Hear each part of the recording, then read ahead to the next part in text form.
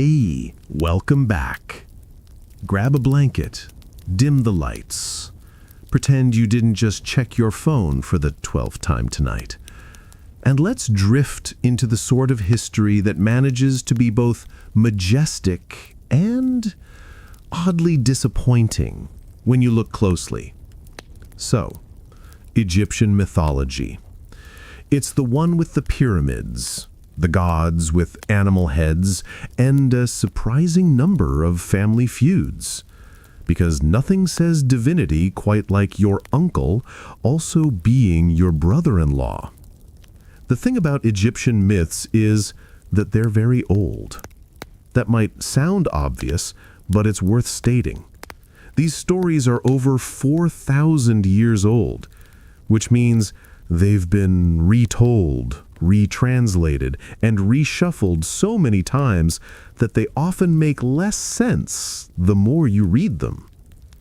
Imagine playing telephone, but instead of whispering a phrase across a classroom, it's whispered across millennia, in hieroglyphics that only 3 people alive today can really read. So, tonight, we'll slowly shuffle through 3 stories. Not exciting ones, not action-packed ones, just sleepy, oddly specific, deeply dysfunctional tales from the Egyptian pantheon. And along the way, we'll take detours. Because if there's one thing Egyptian myths love, it's getting distracted by side plots. Let's start with the most famous one. The one they practically hand you in middle school. The story of Osiris, Isis, and that awkward family dinner that ended in dismemberment. The Osiris situation. So, Osiris. He was the god of fertility, vegetation, and eventually the afterlife, which is a polite way of saying he was in charge of crops, wine, and dead people. An odd resume. He was married to Isis, who wasn't just his wife, but also his sister, because ancient mythmakers apparently thought the royal family tree should look more like a wreath. Their brother Set didn't like this arrangement, mostly because Set was stuck being the god of chaos, deserts, and storms, which is basically ancient Egyptian for the guy no one invites to picnics. So Set decided to kill Osiris. And not just kill him. He went all in with the drama. He tricked Osiris into lying down in a fancy chest. Sort of like the ancient world's worst surprise party. Hey, just test out this box, brother. It's totally not suspicious. And when Osiris lay down, Set nailed the box shut and tossed it into the Nile. Subtle. Now, you'd think that would be the end. But Isis, being both dedicated wife and sister, again, let's not linger on that, went searching for her husband's corpse. She found it, brought it back, and for a moment things seemed okay. Except Set wasn't done. He stole the body, chopped it into 14 pieces, and scattered it across Egypt.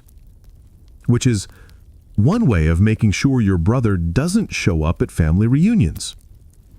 Isis, still determined, went around gathering the pieces. All except one. Because, inconveniently, Osiris's most personal body part had been eaten by a fish. Which is both tragic and the sort of weird detail scholars like to skip over in class. Isis improvised. She built a replacement, a golden one. Yes, the myths are very clear about this. And through some combination of divine magic, determination, and what we'll politely call creative engineering, she managed to conceive a child with the reassembled Osiris. That child was Horus, who grew up to fight Set the uncle who had murdered his father. And so we have a cycle of family dysfunction, revenge, and awkward family reunions, which honestly could be the tagline for most ancient royal histories. And here's a tangent, because I promised we'd drift. That fish who ate Osiris's missing piece? It wasn't just a random fish. Later Egyptians decided to identify it as either a Nile perch or a certain type of catfish. This gave rise to actual taboos in some parts of Egypt, where eating those fish was seen as distasteful. Imagine that. You're at dinner in ancient Memphis, someone offers grilled catfish, and you have to politely decline because it reminds you of Osiris's missing anatomy. Food taboos are strange like that. The Greeks, for instance, had rules about beans. Pythagoras told his followers not to eat them. Maybe he just didn't like gas, maybe it was spiritual, we'll never know. But in Egypt, it was catfish, because apparently one myth ruined dinner options for centuries. Horus versus Set, the least fun family feud. So Horus grows up, and as you might guess, he doesn't exactly get along with Uncle Set. They fight. A lot. But these aren't noble duels, they're oddly slapstick. In one version, they literally turn into hippopotamuses and wrestle in the Nile, which might be dramatic if hippos weren't already the deadliest animals in Africa. In another, Horus loses an eye. But since Egyptian mythology runs on the rule of nothing is ever permanent, the eye is restored by Thoth, the god of wisdom. And that restored eye of Horus became a famous protective symbol. You've probably seen it on pendants, tattoos, or in questionable crystal shops. Set, for his part, doesn't just fight physically. He also tries some unusual tricks. In one infamous version, he attempts to assert dominance over Horus by, well, bodily fluids. We won't linger on that, but let's just say the gods had a very flexible idea of what counted as an honorable contest. Eventually, the Council of Gods steps in. They deliberate, they argue, they probably wished they'd never invented siblings in the first place. And finally, they give Horus the throne. Which makes sense, because otherwise the entire story would just be Set wins chaos forever. So Horus becomes king of the living, Osiris rules the underworld, and Set sulks in the desert. It's not exactly a happy ending, but it's tidy enough. The tangent about desert gods. And here's where Egyptian mythology does that thing where it makes sense in one breath and collapses in the next. Because while Set is painted as the villain in most Osiris stories, he wasn't always disliked. In fact, in earlier times, Set was seen as a protector of the sun god Ra. When Ra traveled through the underworld each night, Set was the one who fought off the giant chaos serpent Apophis. So, yes, the god who murdered his brother and scattered his body parts was also considered reliable night shift security for the sun. It's a bit like if history books insisted that Jack the Ripper also did excellent neighborhood watch. Egyptian myths didn't care much for consistency. They were less like novels and more like patchwork quilts, stitched together from local traditions, temple politics, and the occasional "my god is stronger than yours" contest. And so that leads into a slightly different tale, one that involves the sky goddess Nut. And yes, that's her actual name, Nut. Scholars pronounce it like Newt, but let's be honest, most people read it as Nut. Nut was the goddess of the sky. Her body was imagined as a great arch stretching over the earth. And she had a problem. She was in love with Geb, the earth god. Which sounds sweet, sky and earth always together. But Ra, the great sun god, decided this relationship was inconvenient. He cursed Nut so that she could never give birth on any day of the year. And in a way, that's sort of impressive. Instead of just saying no kids, Ra rewrote the entire calendar. It's the divine version of blocking someone's phone number. But Nut found a loophole. With help from Thoth, the god of wisdom, she gambled with the moon god and won enough light to create 5 extra days. These were the famous epagomenal days at the end of the year. And since those weren't technically part of the year, Nut could give birth on them. So she did. 5 children: Osiris, Isis, Set, Nephthys, and Horus the Elder. Which means all the chaos we just talked about only happened because someone got creative with moonlight gambling. And this is where I remind you that calendars are always messy. The Egyptians weren't the only ones cheating with extra days. The Romans did it constantly. Julius Caesar famously reformed the calendar in 45 BCE. Before that, priests would add or skip months depending on political convenience, which meant that sometimes a politician's term would mysteriously get extended. Convenient. Even today, we're stuck with a calendar that makes no sense. February, for example, is basically the spare drawer of months. Short, awkward, and occasionally forced to host leap day like an unwanted guest. So, in a way, we still live with Ra's curse. Awkward calendar math. And from there, we quietly stumble into another Egyptian myth. But since this is getting long and sleepier, we'll pause here. Because there are still gods with falcon heads, cows with divine milk, and scarabs who do far more heavy lifting than anyone asked for. But that will wait for part 2. So, where were we? Oh yes. The Egyptian gods had just reinvented the calendar because Ra couldn't stand office romance, which is honestly a very bureaucratic move for a sun god. And now with the 5 bonus birthdays behind us, we stumble into another cluster of myths. Ones that sound impressive on the surface, but if you read them slowly enough, they're basically the ancient world's version of long, awkward family gatherings. The boat ride of Ra. Every night, Ra traveled across the underworld. Picture it as the original night shift, the sun clocking out, getting into a barge, and sailing through 12 regions of darkness. It's called the Duat, which is just the Egyptian term for the land of the dead. And every night, he had to fight Apophis, the chaos serpent. This was the eternal cycle. Ra rises, Ra sets, Ra does battle, Ra rises again.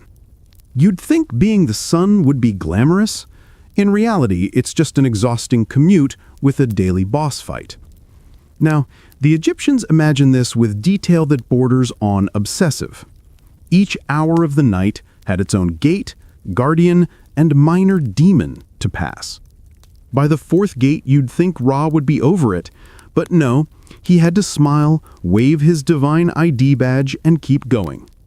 Set, yes, that same Set who murdered his brother, was on the boat too, because apparently you can be both villain of one story and night security guard in another. He stood at the prow, spearing Apophis whenever the serpent tried to swallow the boat. It's a strange image, the god of chaos fighting chaos itself just to keep his job. But myths aren't built for consistency. They're built for whatever story the priests wanted to tell that week. And maybe we should pause here, because Apophis is basically a giant snake. And snakes, well, they get a lot of mythological attention. The Bible has the serpent in Eden. The Greeks had Python, a monster killed by Apollo. In India, Nagas were serpent deities, sometimes benevolent, sometimes not. And in Australia, Aboriginal myths talk about the rainbow serpent, creating rivers and landscapes. So clearly, humanity has spent thousands of years staring at snakes and thinking, that must be important. Which makes sense. Snakes are quiet, fast, and occasionally deadly. Basically, the original jump scare. But in Egypt, the serpent wasn't just scary, it was the embodiment of chaos itself, which probably made every farmer pulling weeds in the Nile Delta feel like they were part of cosmic drama. Now, drifting away from boats and serpents, let's meet Hathor. She's one of those gods who seems to do everything. She was the goddess of love, music, joy, motherhood, and cows. Yes, cows. Her name literally connects to House of Horus, but her imagery was often cow-headed or at least cow-horned. Which sounds silly, but cows in ancient Egypt were symbols of plenty, milk, meat, hides, practical wealth. So associating her with love and abundance made sense. But Hathor had a darker side too. In one myth, she became Sekhmet, a lion-headed goddess of destruction.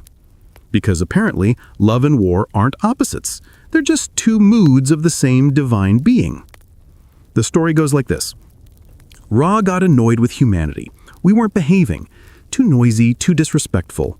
So he sent Hathor in her Sekhmet form to punish us. And she was, thorough. She went on a rampage, slaying humans until Ra began to regret the whole thing. But Sekhmet wasn't stopping. She was enjoying it too much. So Ra tricked her. He dyed beer red to look like blood, poured it out, and let her drink it. She got drunk, calmed down, and turned back into the gentler Hathor. And that, supposedly, is why Egyptians loved beer festivals. Because if beer could save humanity from annihilation, it was obviously sacred. And now, of course, we pause for beer. Egyptians brewed beer constantly. It wasn't just for fun, it was daily nutrition. Bread and beer were the staples. Together, they provided enough calories to keep workers alive while building pyramids under the sun. But Egyptian beer wasn't like the crisp lagers you get today. It was thick, porridge-like, and sometimes still had chunks floating in it. So really, imagine drinking liquid bread. And yet it was safer than water, because water carried disease, while brewing killed off a lot of bacteria, which meant, in a way, everyone was slightly tipsy all the time. A society permanently operating at mild buzz. No wonder their gods kept turning into cows and lions. Speaking of cows, there's a text called the Book of the Heavenly Cow. It's one of those myths that tries to explain why humans aren't immortal. It starts with Ra ruling on Earth, back when gods and humans mingled more freely. But humans started plotting against him, because apparently, even in a divine golden age, there's always someone ungrateful. Ra discovered the plot, sent Hathor in her Sekhmet form to punish them, and, well, you know how that went. Beer, blood, regret. But after the slaughter, Ra decided he was done with humans. He climbed onto the back of the sky goddess Nut, who had taken cow form and retreated into the heavens. That's how the sky was explained, as Nut arching over the world, carrying away Ra from our nonsense. Which is a very Egyptian way of saying, the gods left because we annoyed them too much. Now, we should spend a little time with Thoth, because if the Egyptian pantheon were a workplace, Thoth would be the overworked office manager. He was the god of wisdom, writing, magic, and the moon. Every time someone else made a mess, Thoth was the one who showed up with a clipboard and said, "Let's fix this." He invented writing, according to myth, which means all those hieroglyphics, all those inscriptions, credited to him. Imagine being stuck responsible for every student struggling with ancient Egyptian grammar homework. He was also the one who healed Horus's eye. He was the one who helped Nut cheat Ra's curse. And in some myths, he literally stood beside the scales of judgment in the afterlife, recording the results. So if Osiris was king of the dead, Thoth was basically his secretary. Not glamorous, but essential. Tangent about scribes. And this is where we drift into real history again, because scribes in Egypt were hugely important. Being able to write gave you status. Most people couldn't. So scribes recorded taxes, contracts, temple rituals. They were the bureaucrats who kept Egypt functioning. There's even a surviving text called the Satire of the Trades. It's basically a schoolmaster telling students, be a scribe or else your life will be terrible. He lists other jobs, farmer, potter, soldier, and mocks each one. Farmers, he says, are covered in mud, potters filthy with clay, soldiers sent off to die. But scribes, they sit comfortably indoors writing. It's ancient career counseling with a smug twist. The weary march of the gods. So far, you may have noticed a pattern. Egyptian gods don't just exist, they work, constantly. Ra sails the underworld every night. Osiris judges souls. Thoth writes things down. Even Set, villain extraordinaire, has to punch a snake daily. It's an exhausting pantheon. No lounging on clouds, no eternal relaxation, just cosmic shift work. Which might explain why their myths often feel repetitive. They weren't bedtime stories so much as explanations for why life itself felt like endless routine. The Nile floods, the crops grow, the sun rises, the sun sets. And the gods, somewhere up there, are just as tired of it all as we are. Another tangent about the scarab beetle. And speaking of routines, let's not forget the scarab. The Egyptians adored the dung beetle. Why? Because they watched it roll little balls of dung, bury them, and then new beetles emerged. To them, it symbolized the sun being rolled across the sky, so the beetle became sacred. Khepri, the scarab-headed god, represented rebirth and mourning. Amulets in the shape of scarabs were everywhere. You could say they were the ancient Egyptian equivalent of good luck charms, like four-leaf clovers, except with more dung. It's oddly poetic to find cosmic meaning in beetles, although one suspects it made Egyptian children's chores less pleasant. Go clean the yard, son. Remember, that's basically a religious experience. And with that, we drift toward the end of part 2. We've floated down the Nile with Ra, dodged snakes, drunk ancient beer, and watched gods switch between cow and lion personalities, which, to be fair, is more than most of us manage in a week. Next time, we'll stumble into another round of myths, ones involving divine trials, awkward marriages, and maybe, just maybe, the world's least helpful crocodile. But for now, you can let your eyelids sag, because even the gods were tired. So, we've wandered through Ra's boat commute, Sekhmet's regrettable rampage, and the cosmic importance of dung beetles. Not exactly the glamorous side of mythology, but then again, Egyptian myths rarely bother with glamour once you look past the statues.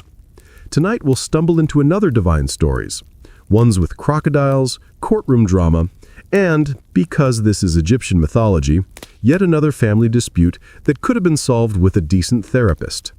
Sobek, the crocodile god. Let's begin with Sobek. He was the crocodile-headed god, which frankly already makes him the least huggable deity in the pantheon. Sobek was linked to the Nile itself, to fertility, protection, and military strength. But of course, crocodiles are not known for their nurturing qualities, so his worship carried a nervous edge. You honored Sobek, so he wouldn't eat you.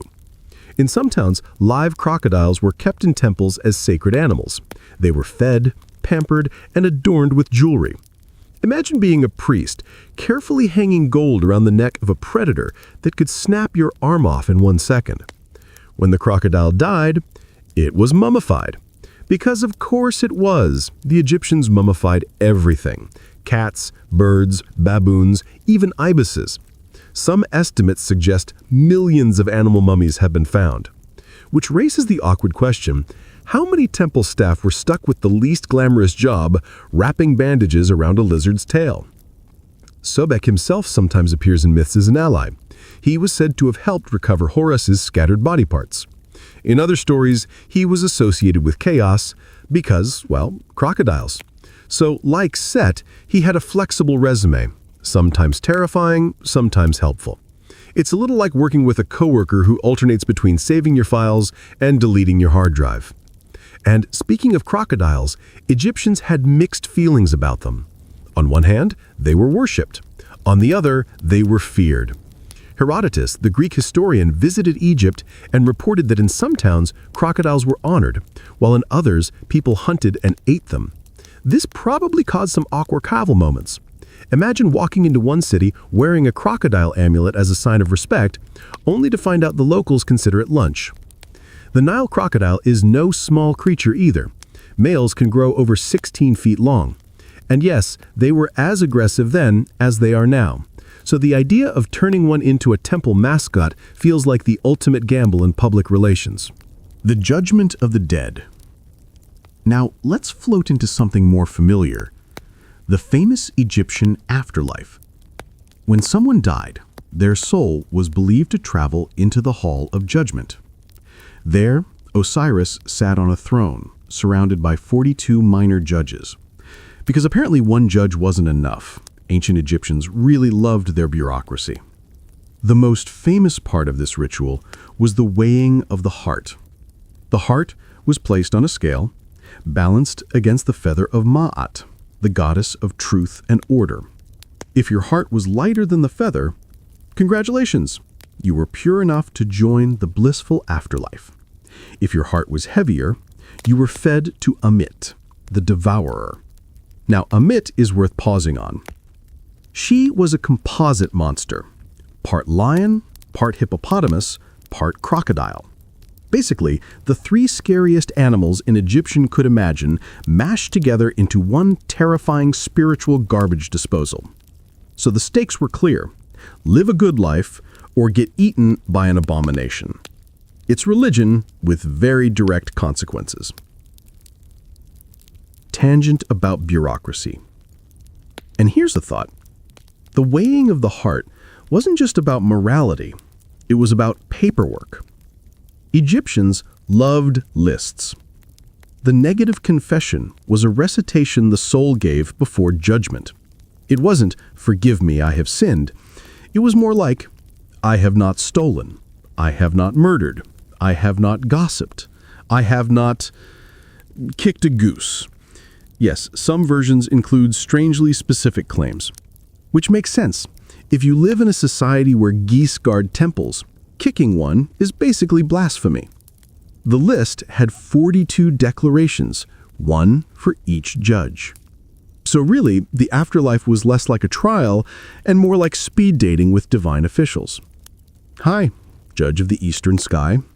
No, I didn't cheat in grain measures. Next." It's wonderfully tedious. A religion so obsessed with order that even eternity required checklists. The tale of Isis and the secret name. Now, let's float back to Isis for a moment. Because she was not only a devoted wife, but also a shrewd operator. There's a story where she wanted to gain more power. And the best way to do that was to learn Ra's secret name. In Egyptian thought, knowing someone's true name gave you power over them. So Isis devised a plan. She created a magical snake and placed it in Ra's path. The snake bit him, and Ra, suddenly poisoned, couldn't heal himself. Desperate, he called for help. Isis came forward and said, essentially, "I can heal you, but only if you tell me my secret name." Ra resisted, but the pain grew worse. Finally, he gave in, and Isis, now armed with divine knowledge, healed him. So she became even more powerful, and Ra, supposedly the supreme sun god, had been outwitted by a snake and some clever negotiation. It's one of the rare myths where a goddess doesn't just support male gods, she outsmarts them, which probably made Isis one of the most beloved figures for ordinary Egyptians, especially women. Tangent about magic and names. And this obsession with names wasn't unique to Egypt. Many ancient cultures believed knowing the true name of something gave you power over it. In the Bible, Adam naming animals was a way of asserting authority. In Mesopotamian myths, demons were controlled by invoking their names. Even today, fairy tales like Rumpelstiltskin carry the same theme. Egyptian magic, called Heka, leaned heavily on words. Spells were often just long lists of names, of gods, of places, of hidden concepts. Because the more you named, the more control you claimed. So really, their religion was part theology, part word game. The ultimate crossword puzzle, except failure meant being eaten by a myth. Horus's court case. Speaking of tedious trials, let's return to Horus and Set, because their feud didn't end with a single fight. It dragged on for 80 years. The gods held repeated councils to decide who should rule. Sometimes Horus won, sometimes Set tricked him, sometimes the other gods just threw up their hands. At one point, Horus and Set transformed into hippos again and swam underwater to prove endurance, because apparently that counts as politics. In another story, Set gouged out Horus's eyes, but Isis healed him, because that's what she did. And then, of course, Thoth patched things up officially. Again, the divine office manager always present. Eventually, after endless hearings, Osiris himself weighed in from the underworld saying Horus should inherit. Which sounds obvious, but apparently it took 80 years of committee meetings to get there. It's a strangely familiar story. Like any modern political system where endless debate drags on until the most obvious decision is reluctantly made. Tangent about hippos. And maybe you noticed the hippos again. Egyptians really feared them. Hippos were massive, unpredictable, and destructive. They could overturn boats, trample crops, and kill people with terrifying ease. So in mythology, turning into a hippo wasn't majestic. It was raw, dangerous power. But Egyptians also hunted them. Pharaohs liked to stage hippo hunts as demonstrations of strength. Killing one showed dominance over chaos. So the Horus-Set hippo contest wasn't random. It symbolized cosmic balance. Though honestly, it still sounds like two uncles arguing in a pool.